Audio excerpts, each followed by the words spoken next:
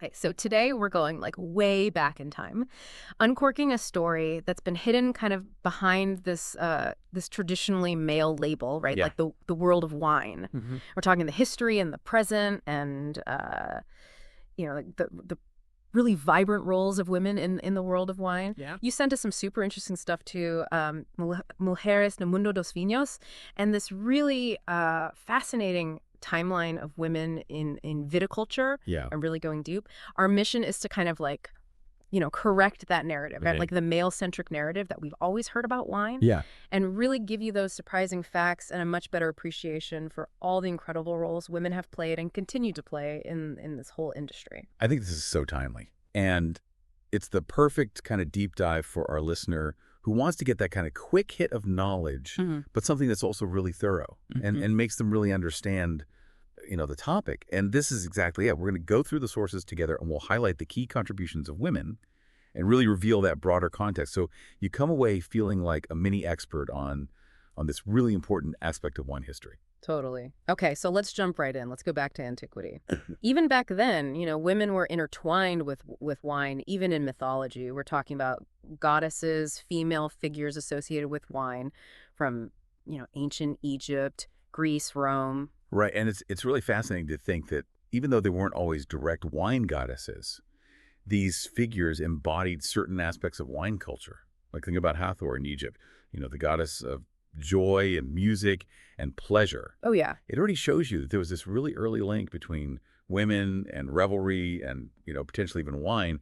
Totally. And then in Greece you have the Menades, those followers of Dionysus, really embodying this intoxicating power of wine. And even Demeter, right? Like the goddess of agriculture who's overseeing the growth of grapes. Right. It just goes to show how wine was so deeply ingrained in the fabric of these ancient societies that they even included it in their spiritual beliefs and often with women playing really key roles. And in Rome too, you Yep. had the Bacchantes like the Menades and Venus, love beauty, those sensory pleasures that wine offers. Yeah, it's interesting. And it's really cool because beyond just this divine representation, the sources also point to some archaeological and iconographic evidence that shows women were also involved in wine production, like really Yeah. hands-on stuff, in their homes and smaller operations. Right, and this is such a classic example of how women's contributions in domestic spheres are just overlooked. Mm. But when you find winemaking tools in areas associated with female work, or you see these depictions of women,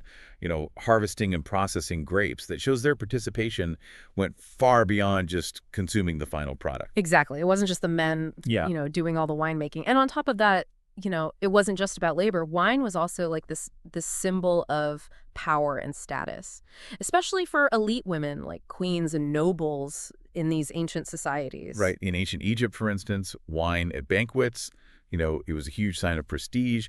And elite women, their access to and enjoyment of these fine wines would have really, just underlined their status, their connection to the ruling class. And what about in Greece? Was it the same?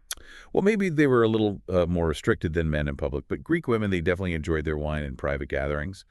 And the ability to afford and appreciate those quality wines would have been a sign of their sophistication. I see. So in Rome, it sounds like wine was really widespread among women of status. Absolutely. Yeah. Roman elite women were known for their sophistication, Mhm. and wine was definitely a part of that. Some of them even owned their own vineyards and managed them, Wow. which shows a level of knowledge and economic power Hmm. that, it's really impressive. That's cool. Okay, let's shift gears a bit. Let's go to the Middle Ages. This is a super interesting period because it gives us a really cool perspective on women and wine, specifically in monasteries. Yeah, it's amazing to think about these women in religious orders who were making wine not just for ceremonies, but as like a crucial part of the monastery economy. Mm-hmm. They had their own vineyards. They did everything from growing the grapes to storing the wine. It was amazing. It's like this whole hidden history, right? Like women just diligently tending their vines, making wine. The sources even mention how some convents were famous for the quality of the wines. Exactly. That's what I love about these stories. They just show how, even within the strict structures of the church, women found ways to be influential and contribute economically. It's a different kind of power, right? That's like this behind-the-scenes agency that's really fascinating. And it goes beyond the church, too. The sources also talk about women as vineyard owners and managers, like within the nobility. Yeah, if you think about land ownership and how society worked back then, it makes sense that noble women would have owned vineyards as part of their estates.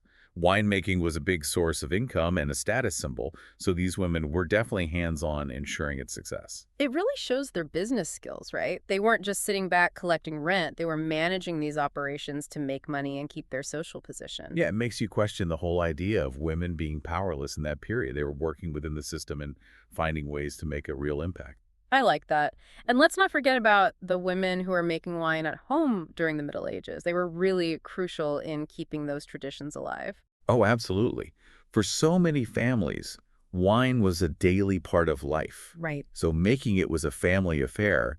Women were at the heart of it, teaching their daughters and granddaughters the techniques they had learned from their mothers. That kind of knowledge transfer was crucial for wine culture to survive at a local level. Yeah, totally. Okay, so moving on to the Renaissance and early modern period, we start seeing some new trends.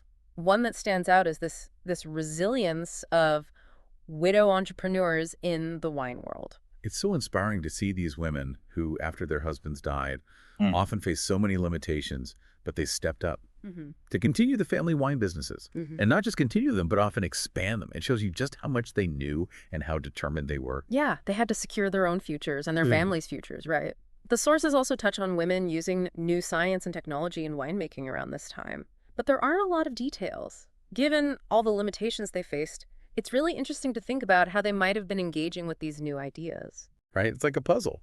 Mhm. You know, we might not have all the pieces, but we can make some educated guesses. While they might not have had access to formal scientific circles, you can bet that some women were experimenting and trying new things, Sure. maybe through observation or trial and error or sharing knowledge with each other. Yeah, those informal networks are fascinating. Totally. So as the wine market grew during this period, women seem to have played a bigger role in trade and promotion and managing those family cellars. Absolutely. Wine was becoming more widely available. Yeah. So women who were already running these family businesses, they would have been involved in all those aspects, whether it was keeping track of inventory or making sales within their social circles, or even just influencing people's preferences by sharing their own love of wine. Yeah. They were definitely shaping the market. Yeah, and this period of, this growing market and these changing roles really paved the way for some incredible women to come onto the scene. And I think none are more iconic than Madame Clicquot and Madame Pommery. Oh, yeah. They're like legends. Right, and their stories are just remarkable. They basically transformed champagne into this prestigious drink that we know today. Let's start with Madame Clicquot. What's so amazing about Barbe Nicole Ponsardin Clicquot is that she took over this tiny champagne house after her husband died. She was so young, and she just had this incredible vision and determination. Mm.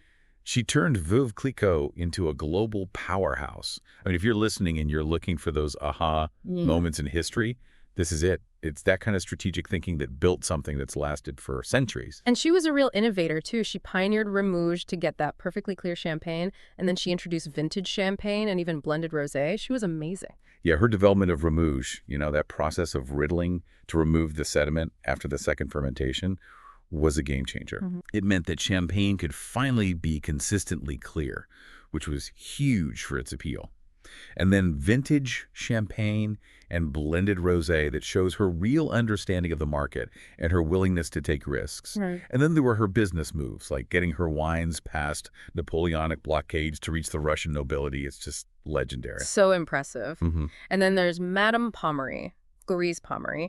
She also took over her husband's champagne house, and she made an equally revolutionary contribution, right? Oh, yeah. Louise Pommery created the first commercially successful brut champagne. Back then, champagne was usually sweet, Mm-hmm. but she saw that tastes were changing, and she went for it, creating this dry style that set the standard for dry champagne that we still love today. So both of these women really changed the game. They had such an impact on the champagne industry. Okay, so now let's fast forward to the 20th century. Okay. When so many barriers were being broken down, including in the world of wine. This was the time when the first women entomologists really emerged. They challenged those old norms and gained recognition in a field that had always been dominated by men. Right. Like Isabelle Forgeron of Chateau Beaulieu in Bordeaux is a great example. Yes. It's just so inspiring. Absolutely. It shows that they had this incredible technical rigor, and they really made a difference in winemaking. They proved that expertise doesn't have a gender. Totally. And it wasn't just in the cellars. Women were also making their mark in wine research and development at universities and institutions. Oh, yeah. If you look at the bigger picture, Yeah. with science and education advancing in the 20th century, Hmm. it makes sense that women would be more involved in the wine world, too. Their research has been really crucial to the improvements we've seen in wine production. Right. And the sources really emphasize this growing participation of women across all sectors of the industry throughout the 20th century, from the vineyards to the offices. This is a big shift. Hmm. They weren't limited to just one or two roles anymore. They were involved in every aspect of the industry, bringing new skills and perspectives to everything. Right. Production management, commerce, education, communication. And of course, we can't talk about the 20th century without mentioning the amazing female wine critics like Jancis Robinson. Absolutely. Jancis Robinson, along with other incredible women like Serena Sutcliffe and Rosemary George, they had a huge impact on the market and how people thought about wine. Their knowledge, their writing, their voices, they really helped make wine knowledge accessible to everyone and raise the bar for quality. Yeah. And that brings us to today's wine world, the contemporary era. It's so cool to see so many women leading the way in innovation and sustainability. What's really inspiring is how many women in viticulture are focusing on sustainable practices and new ideas.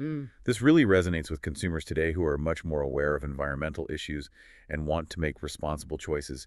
Totally. Like Lalou Leroy at Domaine Leroy. She's a pioneer of biodynamics in Burgundy. You know, biodynamics, that's that whole philosophy of viewing the vineyard as this living ecosystem. Her wines are amazing. Oh, they're incredible. And Anne-Claude Leflaive, also in Burgundy, another champion of biodynamic viticulture. She left a lasting legacy. Yeah. And then there's Maria Elena Hurtado at Viña Carmen in Chile, a leader in sustainable viticulture, and Karina Wright at Oliver's Turanga in Australia. She's all about regenerative agriculture, improving soil health and biodiversity. And we've got Gaia Gaja in Piedmont, focusing on organic and sustainable practices at the famous Gaja estate. And Miramar Torres in California, a pioneer in organic and biodynamic viticulture at Miramar Estate. And let's not forget Rosa Kruger in South Africa. She's known for her work with old vines and sustainable practices. It's really a global movement of women who are dedicated to making wine in a way that's good for the planet. And it's not just in the vineyards. Women are also excelling in entenology, creating these award-winning wines that are just incredible. Absolutely. Their technical skills and their ability to understand and appreciate all those nuances of taste and aroma, it's amazing. They're making some of the best wines in the world. Yeah, and let's not forget about the women who are working in marketing and communications. They're building brands. They're telling the stories behind the wines. That's something I know our listeners are really interested in, how information is shaped and shared. Absolutely. Women in these roles, they know how to connect with people on an emotional level. Yeah. They're sharing those stories and building real loyalty to brands. And finally, we have women who are making waves in enotourism, creating these immersive experiences for visitors. Yeah, they're taking it beyond just a tasting. Yeah. They're giving people a chance to connect with the land, the people, the culture of wine. It's really special. Totally. We have so many inspiring figures like Donatella Sinelli Colombini in Italy, a big promoter of women in Italian wine and a pioneer of Canteen Aperte open cellars, and so many others like Laura Catana, Corinne Mensalopoulos at Chateau Margaux, Heidi Barrett, Sandra Tavares de Silva. It's just a dynamic time for women in wine. It's amazing to see the variety of their contributions, from the soil to the glass and beyond. Yeah. They're not just present. They're leading the way with innovation and a real dedication to quality and sustainability. Okay, so let's talk specifically about women and the wine market. It's clear they have a huge influence on how we as consumers experience and understand wine. Absolutely. Think about female sommeliers and wine service experts. Their knowledge and their ability to give personalized recommendations really makes a difference in restaurants and wine bars. They're guiding and educating wine lovers. Yeah, they're like gatekeepers to this whole world. Yeah. And beyond that, women are also really involved in wine education and outreach, training new professionals and promoting wine culture. Totally. This is so important for the future of the industry. Yeah. They're sharing their expertise, their passion, making sure that there's a new generation of knowledgeable professionals and that more and more people appreciate wine.